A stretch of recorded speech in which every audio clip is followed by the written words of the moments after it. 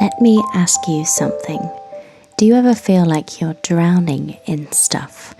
Your home feels chaotic, you're constantly cleaning and organizing, and yet it still feels like there's never enough. Not enough time, not enough space, not enough energy. Does that sound familiar?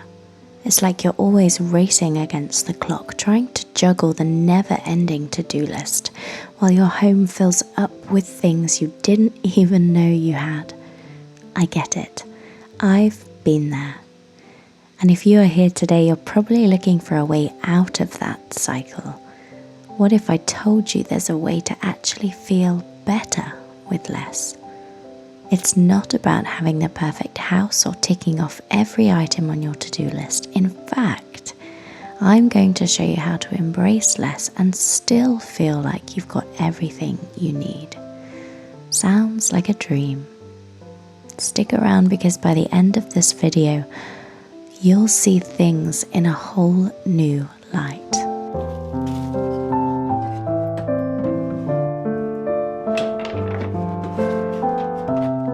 When I first became a mum, I thought I knew what I was getting into.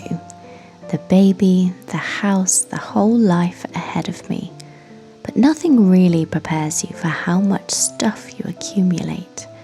It wasn't just the baby's things, the nappies, the clothes and the toys. It was everything. All the stuff we needed, or at least thought we needed, to live our best lives. I remember standing in my living room one day, feeling completely overwhelmed.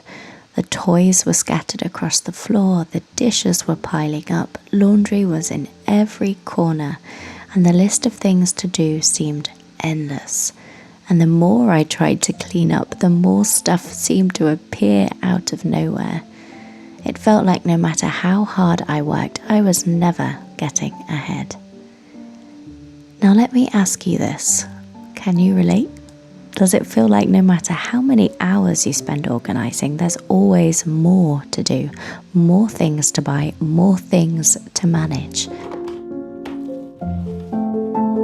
That was me too. I was stuck in a never-ending cycle of more. More clothes, more toys, more gadgets, more projects. I thought if I had more, it would make my life easier. But the truth was, I was drowning in it all. I needed a change, but I didn't know where to start. That's when I realized something huge. I wasn't just physically overwhelmed by stuff. Mentally, I was exhausted too. I kept telling myself, once I get the house organized, I'll feel better. But guess what? That never happened. Even after I spent an entire weekend tidying up, the chaos would return the moment I blinked. It was like the clutter had a mind of its own. So I decided to take a step back.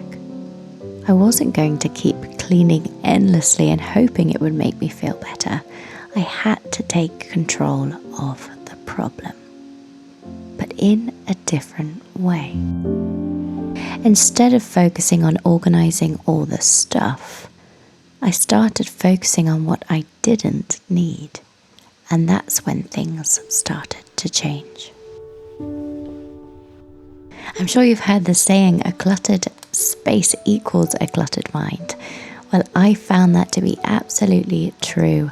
Once I started letting go of things, not only did my home feel lighter, but my mind did too. I could almost breathe again. But here's the thing. Letting go of things wasn't as easy as it sounds. Every time I'd pick up an item, whether it was a gift from a friend or something I thought I might need one day, I'd hesitate. It was like I was making a decision that felt so final. The guilt would kick in.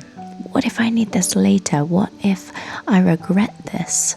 It's like I was afraid that letting go of something would somehow erase memories or my ability to be prepared for the future. That's the thing about stuff. It's never just about the object. It's about the emotions we attach to it. And that's where I had to dig deep.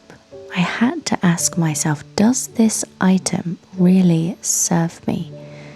Is it helping me feel more connected, more present, or more at peace? Or is it just another thing on my to-do list? Another thing I have to clean, organize, and manage? Once I started asking myself those questions, the guilt lessened. I realized that holding on to things out of guilt or obligation was only adding to my stress, not making me feel more connected or more prepared. So what did I do next? I embraced less. Less stuff, less stress, less pressure to have everything perfect. And guess what? It worked. The more I let go, the more space I created, not just physically, but mentally and emotionally. The more I focused on what truly mattered to me, the more joy I found in the small things. My home wasn't perfect, and it still absolutely isn't, as you can see, but it was more peaceful. It wasn't an overnight transformation, and it's still a work in progress. But here's the truth. You don't need a perfectly tidy house or every box checked to be happy. What you need is space to breathe, time to connect, and peace to focus on what really matters. You might be wondering, how do I start?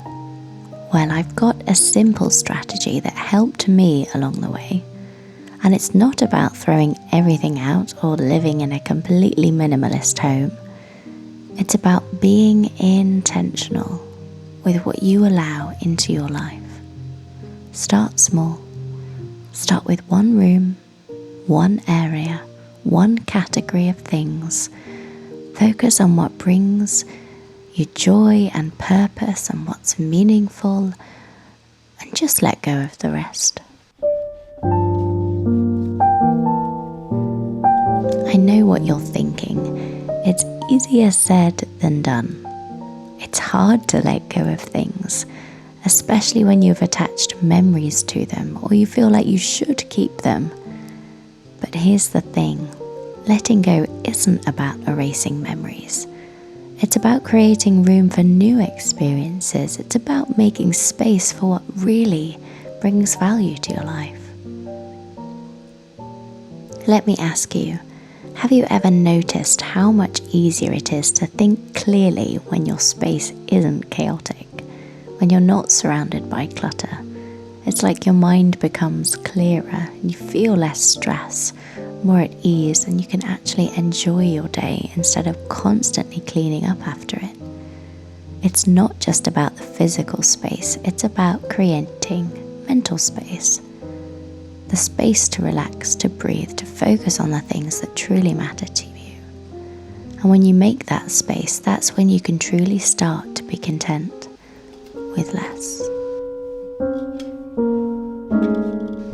But I know you're still wondering, how do I tackle this whole decluttering thing without feeling overwhelmed?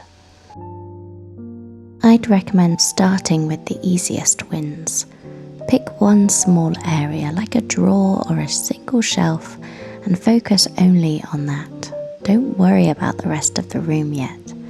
When I started with just one dresser drawer in my bedroom, it gave me a sense of accomplishment and the momentum to keep going. The key is to start small and celebrate that progress. Another way is to use the keep, donate, and bin method. Grab 3 boxes or bags and label them keep, donate, bin. Everything you touch goes into one of those 3 categories, no exceptions. I think you'll be surprised at how quickly the space starts to feel lighter when you have a simple system in place. And remember, keep doesn't mean you have to hold on to it forever. It just means you're not ready to part with it today, and that's okay. Another one is to set a timer and stop when it goes off. Set a 15-minute timer and work only within that time frame.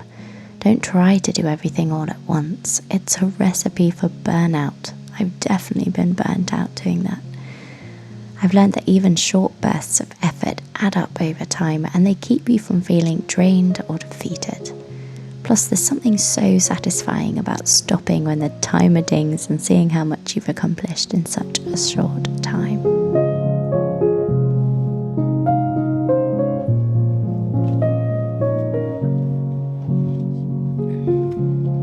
By starting small, using a system and respecting my limits, I was able to face the overwhelming clutter one step at a time.